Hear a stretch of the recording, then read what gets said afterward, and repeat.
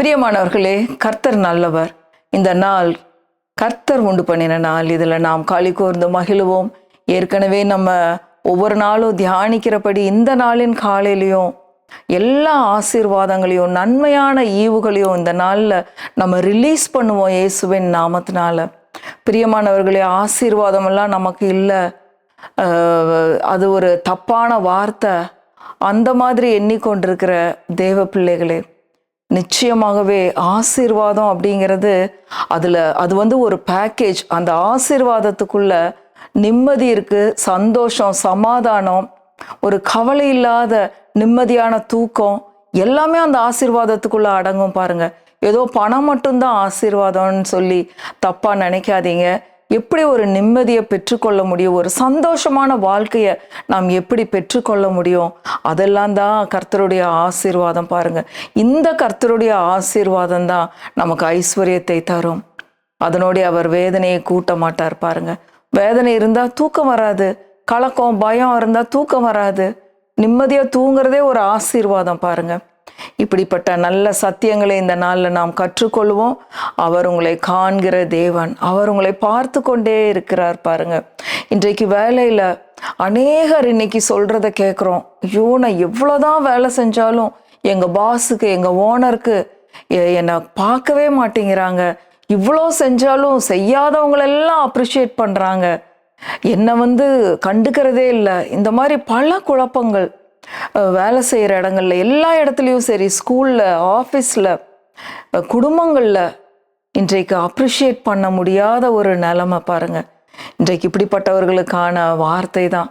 ஆலோட்டிகளை நிமித்தம் நீங்கள் கஷ்டப்பட்டு கொண்டிருக்கீங்களா? கர்த்தர் நிச்சயமாக உங்களுக்கு இன்றைக்கு ஒரு வாக்கு பண்ணி இருக்கிறார். என்னன்னா, பாலும் தேனும் ஓடுகிற நலமும் விசாலமான தேசத்துக்கு உங்களை கொண்டு போய் சேர்ப்பேன் என்று சொல்லுகிறார். நம் சத்தியத்துக்குள்ள போலாம். யாத்ராகமம் 3வது அதிகாரம் 6வது வசனத்திலிருந்து வாசிக்கிறேன். யாத்ராகமம் 3:6. பின்னும் அவர், நான் ஆபிரகாமின் தேவனும் ஈசாக்கின் தேவனும் யாக்கோபின் தேவனுமாகிய உன் பிதாக்களுடைய தேவனாயிருக்கிறேன் என்றார். மோசே தேவனை நோக்கி பார்க்க பயந்ததினால் தன் முகத்தை மூடிக்கொண்டான். பாருங்க, கர்த்தரை பார்க்கறதுக்கு மோசேக்கு பயம் வந்துருச்சு. அதனால தன்னுடைய கரத்தினால முகத்தை மூடிக்கிட்டான். பாருங்க, அப்போ கர்த்தர் என்ன சொல்றாருன்னு பாருங்க.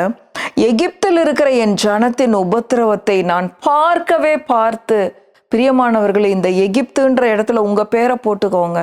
என் ஜனத்தினுடைய உபத்திரவத்தை, நீங்க படுகிற உபத்திரவத்தை அவர் பார்க்கவே பார்த்து, ஆலோட்டிகளின் நிமித்தம், உங்க பாஸு, நீங்க யாருக்கு கீழே வேலை பார்க்குறீங்களோ, உங்க ஹெச்எம்மா, உங்க பிரின்சிபலா, அது யாரா இருந்தாலும் சரி, உங்க மேனேஜரா, யார் உங்களை துன்பப்படுத்தி கொண்டிருக்கா, யார் உங்களை உபத்திரவப்படுத்தி கொண்டிருக்காங்க பாருங்க. ஆலோட்டிகளின் நிமித்தம் அவர்கள் இடுகிற கூக்குரலை கேட்டேன். உங்களுடைய கூக்குரல் அவர் கேட்டிருக்கிறார்.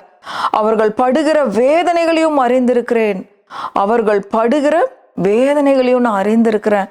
எல்லாத்தையும் நான் பார்த்துருக்கிறேன், கேட்டிருக்கிறேன், நான் அறிந்திருக்கிறேன். ஆண்டவர் என்ன சொல்றாரு? 8வது வசனம் பாருங்க. அவர்களை எகிப்தியரின் கைக்கு விடுதலையாக்கவும், அவர்களை அந்த தேசத்திலிருந்து நீக்கி, கானானியரும் ஏத்தியரும் எமோரியரும் பெரிஷியரும் ஏவியரும் எபூசியரும் இருக்கிற இடமாகிய பாலும் தேனும் ஓடுகிற நலமும் விசாலமான தேசத்தில் கொண்டு போய் சேர்க்கவும் இறங்கினேன். அவர் பரலோகத்தை விட்டு இறங்கி வந்துட்டாரு. எதுக்காகன்னா, உங்களுடைய கஷ்டங்கள், பாடுகள் எல்லாவற்றையும் அவர் பார்த்து கொண்டிருக்கிறார். பிரியமானவர்களே, பார்த்தது மட்டும் இல்லை, நீங்க அநியாயமா வாங்குற பேச்சுகள் எல்லாம் அவர் கேட்டிருக்கிறாரு. அதனால அவர்னால அங்க இருக்க முடியாம இறங்கி வந்தேன் அப்படிங்கிறாரு. இறங்கி வந்து என்ன பண்ண போறாராம்? பாலும் தேனும் ஓடுகிற நலமும் விசாலமுமான தேசத்துல நான் உங்களை கொண்டு போய் சேர்க்க போறேன் அப்படின்னு சொல்றாரு. பாருங்க, இது ஒரு அருமையான வாக்கு தத்துவம். பாருங்க, அடுத்தது 9வது வசனம் பாருங்க. இப்பொழுதும் இஸ்ரவேல் புத்திரரின் கூக்குரல் என் சந்நிதியில் வந்து எட்டினது. உங்களுடைய ஜெபம் பரலோகத்துல கேட்கப்பட்டிருக்கு. எகிப்தியர் அவர்களை ஒடுக்குகிற ஒடுக்குதலையும் கண்டேன். எல்லா ஒடுக்குதல்களையும் அவர் பார்த்திருக்கிறார்.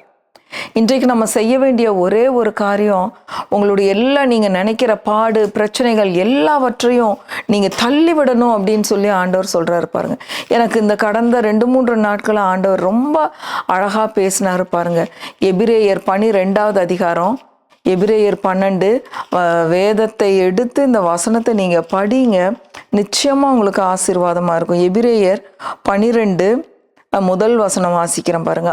ஆகையால் மேகம் போன்ற இத்தனை திரளான சாட்சிகள் நம்மை சூழ்ந்து கொண்டு இருக்க பாரமான யாவற்றையும், உங்களுக்கு பாரம்னு நினைக்கிற எல்லாத்தையும் நீங்க என்ன பண்ணணும்னா, நம்மை சுற்றி நெருங்கி நிற்கிற பாவத்தையும் தள்ளிவிட்டு, பாரமான யாவற்றையும் பாவத்தையும் எல்லாத்தையும் உதறி தள்ளிவிட்டு, விசுவாசத்தை துவக்குகிறவரும் முடிக்கிறவருமாகிய ஆண்டவராயிருக்கிற இயேசுவை நோக்கி நமக்கு நியமித்திருக்கிற ஓட்டத்திலே பொறுமையோட ஓட கடவோம். நம்மளோட ரோல் மாடல் யாரா இருக்கணும்? நீங்க உங்க வேலை ஸ்தலங்கள்ல சரி, நீங்க எந்த இடத்துல வேலை செய்றீங்களோ, ஸ்கூல்ல, ஆபீஸ்ல, அது எந்த இடமா இருந்தாலும் சரி, அந்த இடத்துல ஒரு நிமிஷம் இயேசுவை நினைத்து பாருங்க. எல்லா பாரங்களையும், உங்களை சுற்றி நெருங்கி நிற்கிற எல்லா பாவத்தையும் உதறி தள்ளிவிட்டு யாரை பார்க்கணுமா? ஆண்டவராயிருக்கிற இயேசுவை நோக்கி. அவர் உங்களுக்கு நியமித்திருக்கிற, அவர் உங்களுக்கு கொடுத்த வேலையில நீங்க பொறுமையா செய்யுங்க. ஏன்னா உங்களுடைய ஒடுக்குதல்கள், உங்க கண்ணீர், உங்களுடைய ஜெபம், உங்களுடைய கூக்குரல், உங்களுடைய பெருமூச்சு எல்லாத்தையும் நான் கேட்டிருக்கேன் அப்படின்னு சொல்லி ஆண்டவர் சொல்றாரு. இன்னும் கொஞ்ச நாள்ல எங்க நவுத்த போறாரு உங்களை? பாலும் தேனும் ஓடுகிற நலமும் விசாலமான தேசத்திற்கு நான் உங்களை கொண்டு போய் சேர்ப்பேங்கிறார்.